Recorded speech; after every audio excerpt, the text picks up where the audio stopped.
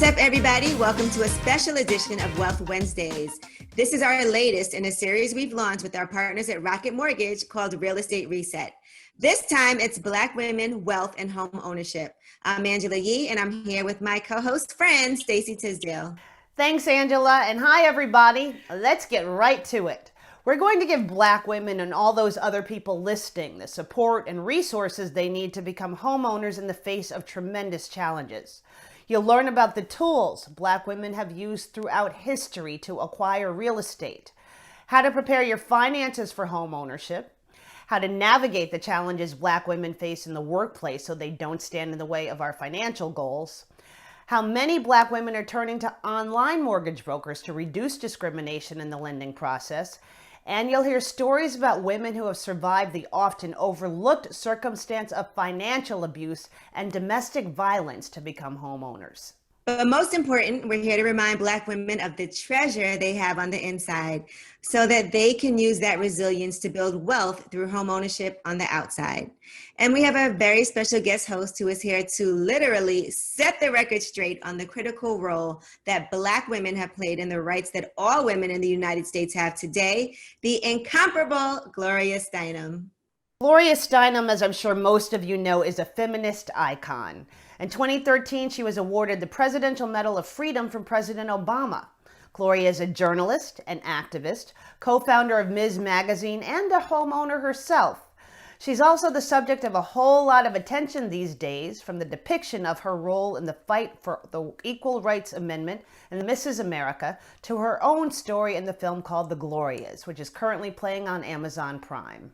This year, the press has finally discovered a movement that has already been strong for several years now and reported it as a small, privileged, rather lunatic event instead of a major revolution in consciousness. Everyone's consciousness, male and female, black and white. This is the year of women's liberation. And Gloria, it's so exciting to be on here with you. It's very surreal. Listen, I'm delighted to be on with you, right? And I'm learning. Welcome, Gloria. We are delighted to have you. But let's get started by helping women lay the foundation for home ownership. Here's financial expert Rianka Dorsonville. When starting the process of buying a home, it may seem overwhelming. So I'll share 5 things you should do to prepare for home ownership.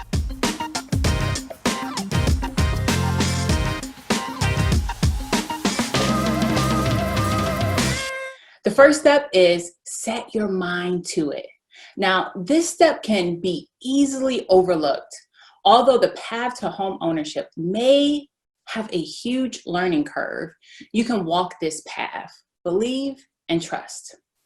The second is make a plan. Understand the types of loans that are available and what you may qualify for based on your personal financial history. There are 3 types of mortgage loans I want to share: VA loan, FHA, and conventional.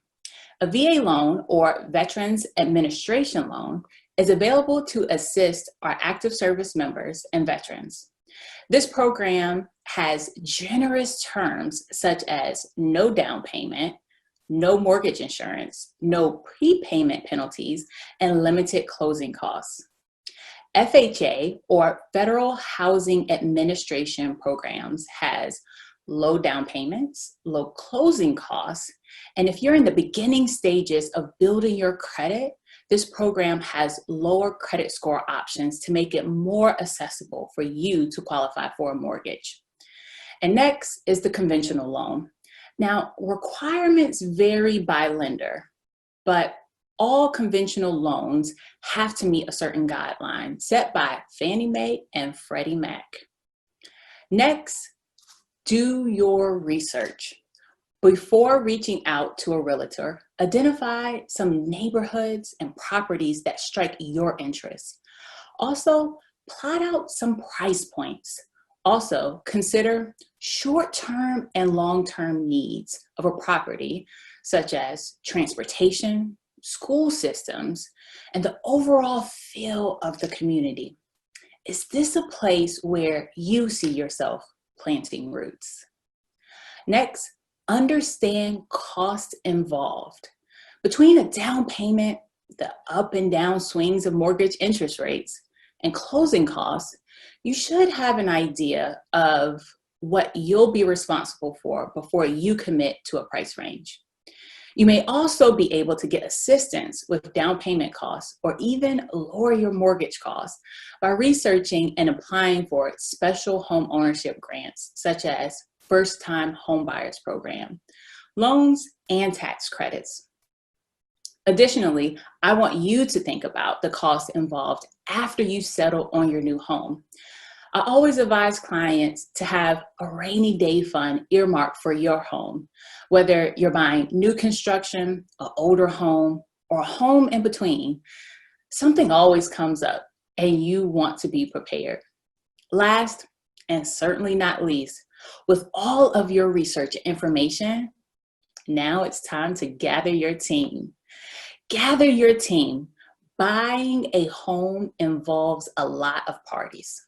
Interview real estate agents, loan officers, and make sure your financial planner is in the know about your new purchase so she can make sure everyone is working in your best interests.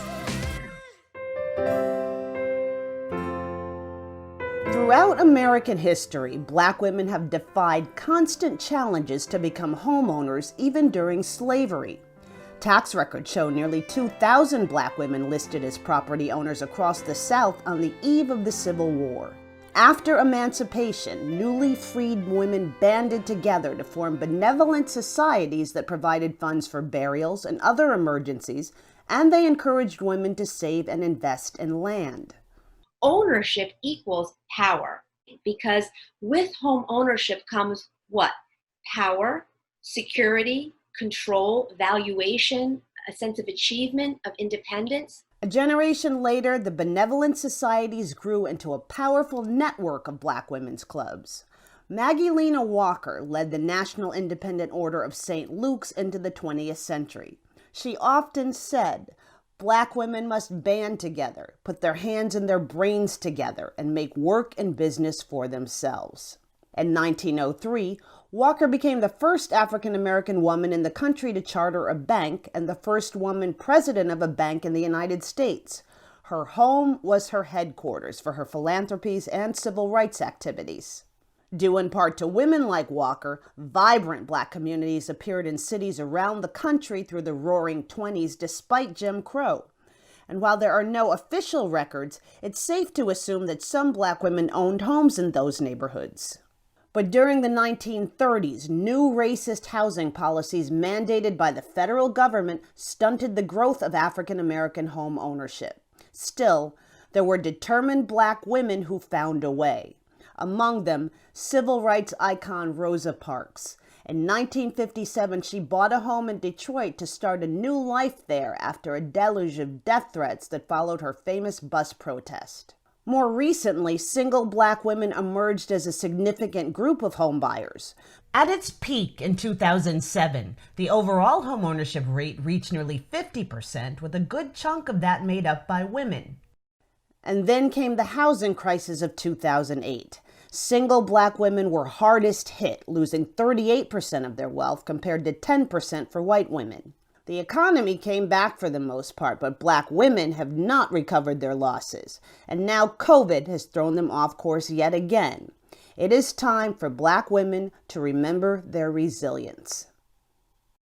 Joining Angela, Gloria, and me now are two women who are thought leaders and movement leaders in the Black women's experience in America. Paula Giddings is Professor Emerita of Africana Studies at Smith College and has written numerous books, including When and Where I Enter, The Impact of Black Women on Race and Sex in America, and the acclaimed biography of Ida B. Wells called A Sword Among Lions, which was a finalist for a National Book Critics Circle Award. And Dr. Beverly Guy Shafdal is a feminist scholar and writer. She's professor of women's studies and director of the Women's Research and Resource Center at Spelman College. Welcome to both of you. Thank you for joining us. Good to be here. Glad to be here. We are thrilled to have you. And Beverly, let's start with you. Black women have understood the importance of owning their own homes since the days immediately after emancipation. And freed Black women were often the organizing forces in their communities to support that goal. Can you tell us a little about this? The subject of Black women and homeownership is a very complex one because of the persistence of structural systemic racism. But Black people understood, despite these barriers, that one of the ways that they could accumulate wealth, so to speak, was primarily through home ownership, which they could then pass along to relatives. And so for many, many years, the major asset that Black families were able to have was their homes. But of course, there were huge amount of barriers that would keep Black people from owning homes, one of which, of course, is limited income. All right, and Paula, can you also talk about the Black Women's Club movement that began in the 1890s? Because it seems to have a direct connection to Black women's roles in the feminist movement. Their slogan was "Lifting as we climb." Yes, and indeed. The National Association of Colored Women was founded in 1896. It was a coalition of organizations that came together in that year to form the first national organization, Black organization. The NACW was founded really in response to urbanization that's going on in the late 19th and early 20th centuries of industrialization and the needs of Black women, many of whom start moving north in this period of time. Paul and Beverly, one of the many things we have in common is that we all at least own our own homes. The fear of being homeless, I think, is something that is in the back of my head. And so it was very important for me to be able to own my own home, which was somewhat accidental since it's part of a brownstone, and it just turned out that brownstone was available for sale, and the five of us in it, all women, could get ourselves together and buy the brownstone. But I don't know, I find it's very important that I own my own nest. Do you think that's a universal? Right now, I'm very happy to have a home because I'm retired. And it's a very important sense of security. And we do know, as Beverly also mentioned, that it's an important source of wealth, and it's a kind of wealth that can be passed on. It was only after I was divorced that I decided to buy a house. And this is only because I happened to have been in Atlanta in 1980 and could purchase a house for $35,000, which my last car cost. I think ever since I was like 20 years old, one of the biggest things I would be worried about is, will I ever be able to buy a home? And I would be stressed about it all the time. I lived in New York my whole life. Mm-hmm. And so I always would be concerned about when I'm not working anymore, I want to retire, where am I going to live? And, you know, I never really had a high paying job that I could even save up. I was always living check to check and paying all bills. So it was something that it was very stressful for me. I always thought I would be married. That's when you buy a house. And, you know, eventually I did buy a house, and I actually just closed on another house too, like 2 days ago. So that's exciting. Yeah. And I bought a house in Detroit that was only $25,000 just recently too. So all of those things make me feel a lot more secure, knowing that I'll always have some place to live. You know, before coronavirus, I paid off my mortgage for my first house, and, you know, that was after 6 years. But this is something that has always been really stressful for me, and I do feel a lot more secure now. For me too. I have 2 apartments that I own and I rent, and that is my financial security. Beverly and Paula, I want you to discuss how important homeownership is when it comes to financial security for Black women. And Gloria, I want you to weigh in as well, because I know that your mother has been encouraging you to become a homeowner since you were a young child. My mother was telling me not just to own my own home, but she said it's important to own land, because after the war, you can always fill in the shell holes. That was her. You know, that someplace you needed to own a small piece of land. thinking about home ownership historically, even though Black women weren't able, many of them weren't able to own their own homes, but Black women did understand the value of property. I was just thinking about what Gloria just said. And of course, collectively, they bought buildings in all the cities across the country. The message that me and my three sisters always got from my mother was to finish your education and to be independent. There was nothing about ownership of anything. And her big message was keep good credit. Right. Because if you keep good credit, you'll have options and choices. Yeah. And that stuck with me. Keep good credit, because you have to have good credit if you want to get a mortgage for a home. You know, I want to bring it forward to today, because right now we do have a Black woman running for vice president, which brings its own challenges. She's hardly an invisible woman, but she's also scrutinized a lot more closely than any male candidate. Her tone, her presence, her voice, her body language. How should Black girls and women process this, and who helps them do that? Well, you know, I'm happy to see this time something that has never happened before, which is a vast online group called We Have Her Back, and naming the racist and sexist coverage or the differential coverage of Kamala Harris. It doesn't keep the coverage from happening, but it's a kind of instantaneous response, which I think ultimately diminishes it, or at least makes reporters self-conscious about it. A lot of the negative attitudes about Kamala Harris are not just coming from Republicans or outside, but also coming from within our community.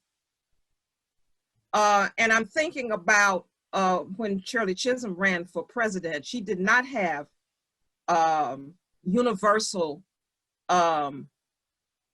support. In fact, there were Black men and women who did not support Shirley Chisholm's run for the presidency. Gloria, I did a story a few years back about a dinner conversation you and I had, in which you told me that it was, quote, Black women, not me, who first took on the issues the feminist movement sought to change. You were deeply troubled by the fact that in some ways it turned into a middle-class white woman's cause, and that you were the face of that.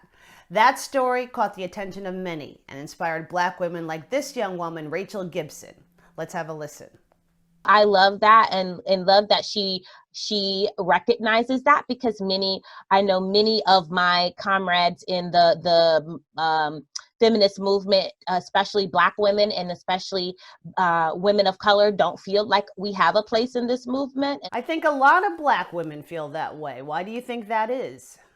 Well, in my life experience, it's the way the media characterizes the women's movement, because at any point in history, if you looked at who supported issues of equality, feminist issues, it was disproportionately Black women, some white women, but way disproportionately Black women. I think one of the reasons that Black people, men and women, feel that way is that there was blatant racism in the women's movement, blatant racism in the women's suffrage movement, an unwillingness to have what we would now call an intersectional perspective, and a desire to have gender inequality be the main or core issue of the women's movement, and not the eradication of racism or white supremacy. And then within the Black community, the message was the women's movement is divisive. It takes away from civil rights. It is not interested in the eradication of white supremacy. So those were two issues that I'll just mention quickly. I think one thing she was getting at is that for Black women, it's really an economic issue, and they feel that got lost in the conversation about feminism. Well, absolutely. But women's rights movements really begin on an economic basis. I mean, it's when women really needed to work, and when industrialization really came in, and women needed to be protected. This is when women's movements really began to emerge. A little later in the program, we're going to hear from a woman named Star Hogan, who has overcome tremendous financial abuse from a partner and has been able to buy a home. But she talks about a gnawing doubt that she had that maybe she's not worthy of owning her own home. Let's listen. Even though this was happening for me, there was a part of me that still didn't feel totally worthy of this goodness in my life, because I've had this person in my head for years telling me how unworthy I am of, any good thing in life. How common do you think Star's reaction is? No one really talks about the impact that all of this discrimination and invisibility has had on the self-esteem and psyches of Black women. It's not surprising to me that the example that you use, interpersonal relationships, particularly relationships with romantic partners, can really damage our self-esteem. And so, and we also experience a lot of abuse. We experience a lot of trauma that doesn't get processed. And that's one of the things I think we really have to think about as we think about our rights, and as we think about other aspects of our lives and of empowering ourselves. Paula Giddings and Dr. Beverly Guy-Sheftal, thank you so much for sharing your wisdom and for joining us today.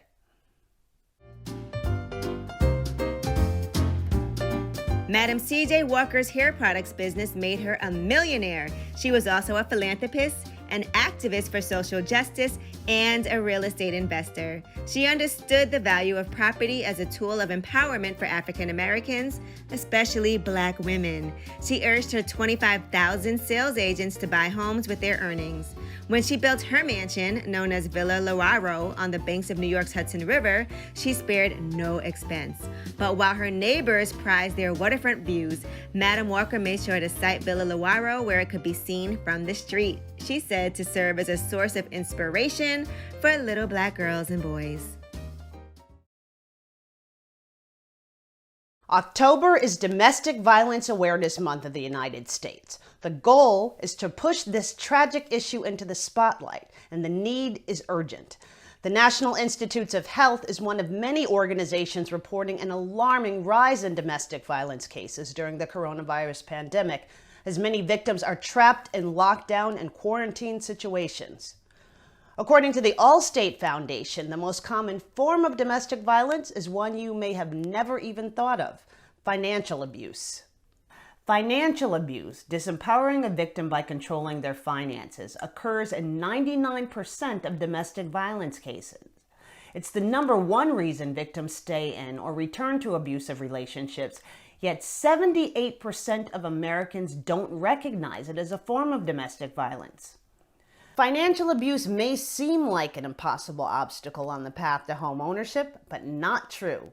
We'd like to begin our discussion on this all too common yet under-discussed issue by sharing the story of Star Hogan, a woman who was a target of financial abuse but became a homeowner in spite of that. My name is Star Hogan. I'm 50 years old.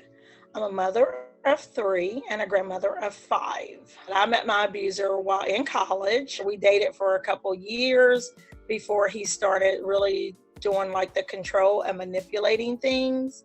But I just thought, oh, it's so wonderful. This is the greatest love, until love started to really hurt and batter and become abusive. The abuse lasted through the births of her 2 younger children and even her bout with cancer. Some physical, mostly emotional, and there was a lot of economic and financial abuse in our relationship. He would call me continuously at work, being very disruptive. He was trying to get her fired, she says, so that she would be more dependent on him, a common tactic of financial abusers. By the time it started happening to Star, she had already taken crucial steps towards breaking free. She'd begun to see a therapist in secret. She was saving part of her salary in an account her partner could not access, and she enlisted the support of her employer. My boss actually moved us to a secured floor so that he could no longer have unlimited access to me when I was during working hours. With every stride that I made towards my independence, the abuse grew. And it was by the grace of God that, I made it out with my sanity. Afterward, Star struggled to make ends meet as a single mother and rebuild her confidence, but she was determined that she and her children would have a home of their own where they could heal and grow. Habitat for Humanity accepted her application in 2006. And it has been truly a safe haven and like a little sanctuary for us. And it's just given us I just can't even put it into words, but every time I walk through that door, I still say thank you, because it was just that magnificent of an accomplishment for me. We congratulate Star on her incredible and inspiring journey to home ownership. Anyone can find herself manipulated into a cycle of financial abuse. It can be subtle or it can be overt, as was the case with Star, but it always makes it difficult and seemingly impossible for victims to create financial security and put themselves in a position to buy a home. But the cycle can be broken. Now joining us with insights and resources is Kim Pentago, Director of Economic Justice at the National Network to End Domestic Violence. Kim, thank you so much for being with us. Thank you. Kim, first of all, financial abuse is a tragedy that's often shrouded in silence. But how prevalent is financial abuse, particularly in the socioeconomics of Black women? So we know from survivors that financial abuse occurs 99% of the time in all cases of domestic violence. So, and I think that it's important to understand domestic violence sort of runs the gamut, and also financial abuse does. So it looks different, and it can be multiple incidents. So it can be everything from stealing money out of my wallet to running up a line of credit I didn't know about, refusing to pay bills, sabotaging my employment so I can't go to work or I get fired, or if I'm leaning on you for child care, showing up drunk so I can't go to work. So the sabotage and what financial abuse looks like can be really subtle and hard to identify. Just the term financial abuse is very important, and saying the forms that it takes is very important. It is a form of domestic violence. It is incredibly effective at keeping survivors in that relationship. It is incredibly effective as forcing survivors to return to abusive relationships, in part because there's nowhere for survivors to go. You know, you can go to shelter, but shelter often ends after 30 or 60 days. Housing wait lists are 3 and 5 years long. So go where? Well, Kim, your organization, the National Network to End Domestic Violence, has actually set up a lending program to help financial abuse sufferers rebuild their credit. So this is the perfect time for you to tell us about that and how people in need of this kind can get that support. Thanks so much for bringing this up, Angela. So I'm so excited to let people know about our Independence Project. This is a credit building through micro-lending program. We offer $100 no fee, no interest loans to survivors of domestic violence to help them rebuild their credit. They pay the loan back $10 a month for 10 months. Every month they make their payment, we report to the 3 credit bureaus. And over time, we see an average score increase by over 30 points over the lifetime of the loan. We see survivors who come in that are considered credit invisible. They have no line of credit coming into the program, leave with a 630 plus credit score with just a $100 loan. So it's that little bit of money that can make a big difference in survivors' lives. And Kim, I know you work closely with the Allstate Foundation and their multi-million-dollar Purple Purse effort to actually end financial abuse. Tell us about the actual curriculum for financial abuse victims. It's fascinating. Yeah, thanks so much. So this is now our 16th year of working on this project in partnership with the Allstate Foundation. And the cornerstone of this work that we do with them is our financial literacy curriculum. It is in many ways a very traditional financial literacy curriculum. We talk about budgeting and credit and how banks work in loans and long-term planning, but really what sets us apart is Module 1, which is all about what is economic abuse, and how to do financial safety planning within the context of domestic violence. And then we weave those concepts throughout the rest of the curriculum. You can find this at our website, nnedv.org, or the Allstate Foundation's website. It's available to anybody that wants to take a look at it. We think lots of folks can benefit from it, not just survivors. But it really puts, hopefully, survivors and women in the driver's seat of their own financial world. We talk a lot about how we just think taking control of your finances is really the first step to working towards financial independence.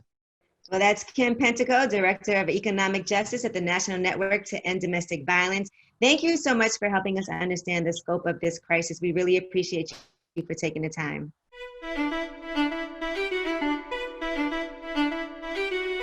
Harriet Tubman was an extraordinary woman for many reasons. She called herself a conductor on the Underground Railroad. She was also a military spy, a nurse, and a homeowner. In 1858, her benefactor, the U.S. Senator William Seward, sold her this home in upstate New York on generous terms. Here, she cared for her aging parents and anyone else who came in need of food, shelter, or medical attention. In later life, Tubman bought an adjoining parcel of land to build the home for the elderly poor. Ironically, she had little money herself as she grew older and ended up donating the land to the AME Church, her condition that they operate the home as she would have done. Years later, when her own health failed, Harriet Tubman moved next door, where she was cared for until her death in 1913.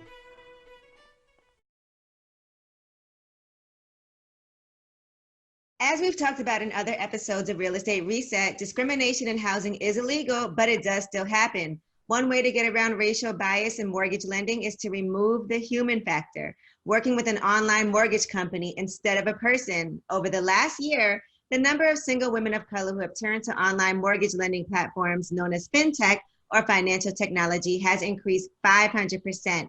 And among married home buyers, 1 in 3 choose not to put their husbands on the application. Here's just one of those women. Meet Rachel Gibson. My name is Rachel Gibson. I live in Woodbridge, Virginia, outside of the nation's capital. I've always thought about owning my own home as a child whose mom was such a force to be reckoned with, who owned her home or the family home I grew up in. I knew that home ownership was one of those things that I wanted to work towards. But Rachel found that despite her determination, the process of buying a home was completely new to her and more complicated than she expected. So when we began our home ownership journey, I did a lot of research. I'm the type of person that goes on vacation and I plan it to the hour with a PowerPoint presentation. So I knew that when we would begin to look at our home ownership journey, that I would need to do some research, but I was not prepared at all. I felt very overwhelmed. I felt like I didn't know what I didn't know. There were things that I learned along the way. So looking back on that time, as prepared as I thought I was, I now know that I wasn't as prepared as I needed to be. In the beginning, Rachel said she was given questionable guidance. Some of those instances happened while we were going through the loan process, and several loan folks that we talked to tried to steer us into some higher interest rate loans. Some of those folks told us that we weren't going to be qualified for certain loans, even though we were first-time home buyers, and we actually were qualified. A couple of the realtors that we met with for some reason wanted to show us homes in certain communities that were not communities that we wanted to live in. And we were being given guidance that wasn't necessarily beneficial to help us. With one loan company, I used the word predatory. It's that kind of experience that often keeps Black home buyers out of the market. Dr. Nancy Wallace is a professor at the University of California, Berkeley. She says the economic impact of negative home buying experiences has lasting effects. I think the effects on Latinx and African American borrowers affects how they shop for a loan. It affects how they think about this market, how willing they are to search for products if they're suspicious that they're not getting a fair opportunity of choice as they look lender by lender. Enter Fintech. That's short for financial technology, and we use it more than you think. Whether you're paying for items with your phone or, in this case, looking for a mortgage, the technology relies on algorithms. Those algorithms are changing the landscape for Black home buyers. According to Dr. Wallace, Fintech is decreasing racial bias in mortgage lending. So we know it leads to an estimated decrease in about 40%. And we think the reason has to do with a lack of face-to-face interaction. That's true with fintech. You know, if there's anything that I can leave your viewers, it is to say that for home ownership, especially millennials, it is possible. We just have to work really hard to do it. I thought because I had so much student loan debt that I wasn't going to qualify, but I did qualify. Joining us now to talk about how fintech can work for Black female homebuyers is Trina Scott. She's Chief Diversity Officer for Rocket Mortgage. Trina, thank you so much for joining us. Thank you for having me. We're super excited to be partnering with you guys at Wealth Wednesdays. Every time I say your name, I want to say Trina. What up, though? That's what we say in Detroit. So Trina, traditional brick and mortar lending services charge African American Latinx borrowers almost a full percentage point higher for purchasing mortgages and nearly 0.5% higher for refinancing.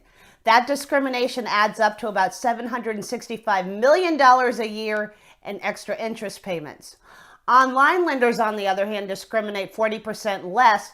But what kind of a role do you see fintech playing in closing such racial disparities as these when we look bigger picture? Stacey, it's a great question. And you know, what's so amazing about this same study is that it finds that algorithmic lending, say that 10 times, algorithmic lending, which is how we describe our app-based Rocket Mortgage as opposed to face-to-face processing, cuts that disparity down to less than 0.1%. And so fintech lenders rapidly decrease the disparity through an automatic process or automated process that also allows for an anomaly on behalf of the borrower. So, you know, when it comes to accepting or rejecting loans, face-to-face lending sees Black and Latinx borrowers, as you already stated, be rejected 6% more than identically situated non-minority borrowers. So what does that mean? That means that automatic mortgage processes, like you see with the Rocket Mortgage app, and other fintech lenders help to cut down this bias in the process and lay bare the bias that still exists in face-to-face lending. So while technology isn't perfect, and we know there's some disparities that still exist, we need to figure out how to replicate the processes that will remove inherent biases from the equation and evaluate clients based solely on their financial situation. And that's where we feel like fintech companies are ahead of the curve, but there's just lots more work to do. While fintech is helping to level the playing field, there are concerns about indirect discrimination. The algorithms look at credit, which is a much bigger problem for the Black community. Where do you see that heading as online lenders try to become a standard way of doing business? Historic discrimination and institutional racism have created an insidious overlay in housing and the mortgage market, resulting in, and this is where it really comes hard to sort of digest, and the Black community having lower credit scores, higher rates of student debt, and other characteristics that affect the ability to be able to get a mortgage. So, you know, we have partnered with Home Free USA. I know you had Marcia Griffith, the founder and president of Home Free USA, talk about what it means to prepare a buyer to be able to procure a mortgage. And so this is why, you know, we're so proud of that partnership, not just for the fact that they're the third largest credit ready company in the country. It's 100% minority owned, but also they're dedicated and really focused on making sure that they get the buyer ready to be able to procure a mortgage. We also are unwavering in our commitment to fair lending laws and conduct robust statistical analysis around our other patterns and practices that test potential algorithmic biases, and that's important. We have an entire team that's dedicated to examining and ending these biases, and then all aspects of the loan application. And so we know we can't just talk about technology as being a great equalizer without thinking about the holistic problem of systemic racism and encourage other online lenders to take this commitment to access and equality as well. So it's important that we continue to influence the outcome. When it does come to fintech, though, what about when you need a human touch? You know, what's gained and what's lost by using fintech? Consumers say the fintech experience does need to do a better job when it comes to customer service. So how do you balance that? There is a person waiting for you if you do want that option, but you can link directly to your bank account to a secure online system. And our software will go directly to the source. It's important that we have reliable sources for a borrower to be able to feel comfortable when they're uploading their information. So this way, you know, it really gives trust to our clients and also to us as an organization to take out some of those human errors that may come into play. But you can also sign and fill out your documents and complete everything online. Trina, this fintech phenomenon in online lending brings up an interesting point about the need for diversity within the companies doing the programming. Please elaborate on that. We take this very seriously, and it's not about training. It's really about our investment to making sure that we recognize those biases that each and every one of us come to the table with every day.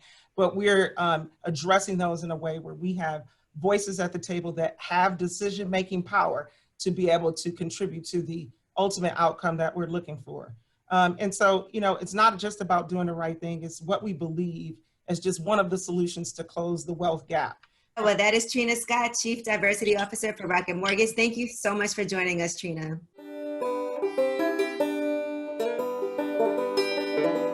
In 1866, beloved Los Angeles nurse and midwife Bridget Biddy Mason bought the first of many properties that would ultimately make her a wealthy real estate developer.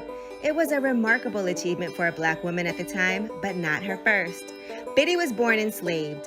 It's said she walked 2,000 miles from Mississippi to California, where at age 37, she petitioned a court and won her freedom, several years before emancipation. Grandma Mason, as she came to be called, is remembered for using her real estate fortune to provide for her community. She offered food and shelter to those in need. She helped to found LA's first school for Black children, a daycare center, and the first AME church, for which she donated the land.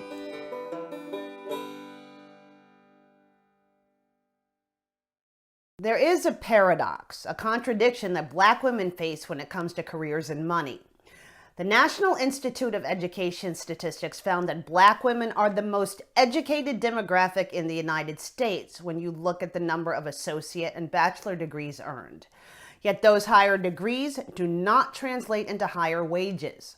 According to the National Women's Law Center, Black women get 64 cents for every dollar that their white male counterparts are paid. The difference over a 40-year career would mean earning about $946,000 less, a tremendous hit to efforts to build wealth. Darlene Slaughter is Vice President and Chief Diversity and Inclusion Officer at the March of Dimes. When you are highly educated and you are not making the dollars that are equal to others in the organization, it may take you longer to save up for a down payment on a home. It may make you have to make choices in where you might live. It may make you stay in a place where you're not building equity in a home longer than you would have liked to, because of many times the woman is the head of the household, or the single mom, and juggling a whole lot of things. A whole lot of things that are made more difficult by challenging corporate cultures. Just 23% of Black women say managers help them navigate organizational politics, compared with 36% of white women. African American women also report the highest rate of sexual harassment in the workplace, 19% compared to 14% for Caucasian women. In addition, Blacks are significantly more likely than their white counterparts to say they actually need to change aspects of their behavior to fit into their workplace. If you're changing your behavior and at the end of the day you don't like who you are, you don't like that you didn't speak up, or you don't like that you advocated for yourself, or you don't like that you acquiesce to something, and you always seem to be the one that acquiesces to things. It minimizes your voice. It shuts you down, because after a while you stop speaking. A silence that becomes deafening and exhausting. Being a woman in the workplace is a check, or has been a check against us. Being a Black woman in the workplace has been check against you. And so you're always managing that. We are now joined by Dr. Sheila Robinson, the founder and publisher of Diversity Women magazine, and one of the top thought leaders in the country on the issue of diversity and inclusion in corporate cultures. Sheila, thank you so much for joining us. Thank you. I'm glad to be here. So what is this paradox of high education, low pay doing to Black women when it comes to building wealth to do something like buy a home? Oh, Angela, it puts us at such a disadvantage. Low paying salary make it harder for women to save for a down payment. It makes it harder for women to improve their credit score, to pay off debt. And even in the best of markets, like now, it's buyer's market, it makes it hard for them to compete. And as you know, research states that Black women graduate with the most student loan debt, 30,400 compared to white women at 20,000 and 19,000 for white men. That is so true. Even when it comes to us getting funding and investing, we get so much less, but we start so many more businesses. So it's just across the board. Now, Sheila, a survey by Catalyst finds that Black women grow demoralized in the workplace. They report environments that continually overlook their credentials, diminish their accomplishments, even judge their appearance. What does that hit to self-esteem cost them in terms of performance and advocating for themselves when it comes to things like equal pay? Angela, I personally speak to Black women about this issue all the time, and I stress the importance of them building a strategic network within their organization. And this is reason, the network of not only white men as sponsors and allies, but Black women, white women, Black men. They need this network because they need people that are going to advocate for them, that are going to be in rooms and speak up on their behalf. They need a network that is going to dispel myths, that will sit there and defend them at that table. And I know that these are the types of things that has to take place because there's so many biases and stereotypes that are taking place at tables that I hear all the time. For example, well, I don't think she's right for that position because she has the wrong attitude. You need someone to say, oh no, hold on, I know her. I know Sheila, and I'm not sure what you're referring to, but that's not the case.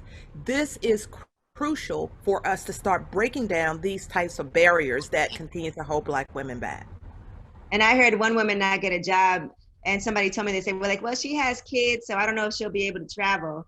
I'm like, well, does that happen to men? Do they say, well, he has kids, I don't know that he'll be able to travel? She was a Black woman that was trying to get into this position, and I just thought that was a terrible way to judge whether or not somebody could do the job. And Sheila, let's stay a little bit on the inside. Black women are most likely to say they don't have interaction with their bosses. Just 23% say managers help them navigate organizational politics. What steps can they take to keep from being invisible in the workplace, and how can they better position themselves for that top job?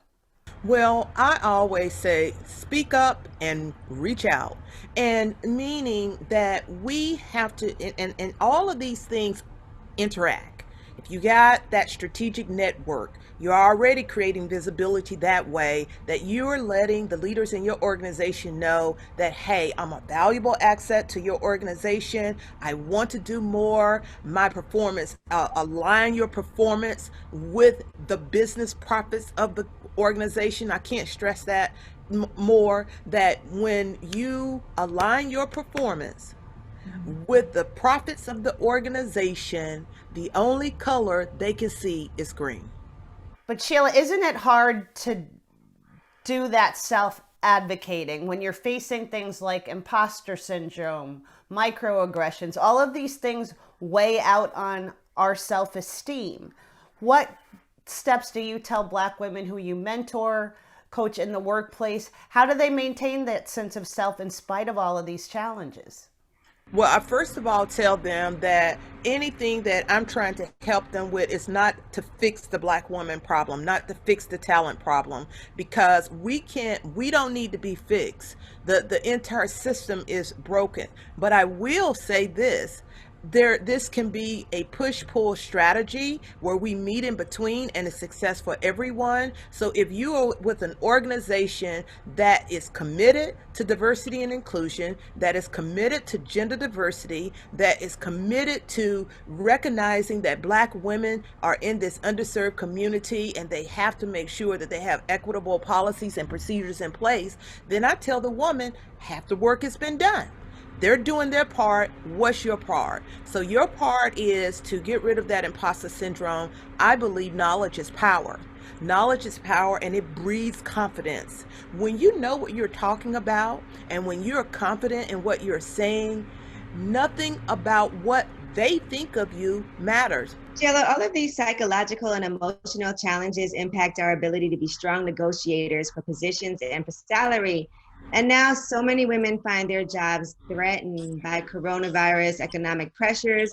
What do we need to keep in mind as we look at the current situation regarding COVID? And will you share some tips on how Black women can best negotiate and advocate for themselves? While I don't have a magical answer, I would say utilize every resource you have possible. Resources, when I say resources, whether it is family, an external network, an internal network, the policies and procedures your organization are providing you, now is the time for us to use our resources, and they do exist. We just have to get out there and find them. Dr. Sheila Robinson, founder, publisher of Diversity Woman Media. It's always a pleasure, and thank you so much for sharing your wisdom and your insights. We've spent our time together reminding one another of the power and resilience of Black women to overcome the challenges we're constantly facing.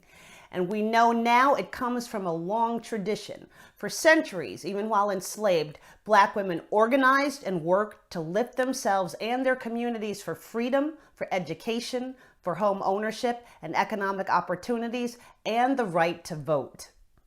So I think for a variety of reasons, Black women have always been in the leadership of women in general and women as a group, both on the issues of sex and race, gender discrimination, everything. Black women have always been in the leadership, and we see that in particular elections as well. Well, we are all here to pick up the torch that was passed along from the women who came before us. If we want to own our own homes, we want to build our wealth and our financial futures, and also fully participate in what we believe to be the American dream, we know what we have to do. I know what I'm doing. Vote. Black women already constitute the largest and most politically active group of women of color voters. We participated among the highest rate of all women voters. This year, at least 15 million Black women will be eligible to vote. Black women are among the most powerful voting blocs in the entire country, but only when we use that power and vote, vote, vote, please. Vote, vote, and many thanks to our very special co-host Gloria Steinem and all of our guests. Yes, and thanks to our partner, Rocket Mortgage, and to all of you who watched and learned along with us. For more about Blacks in home ownership and to get the resources that you need to prepare for finances for home ownership, go to rocketmortgage.com/learn.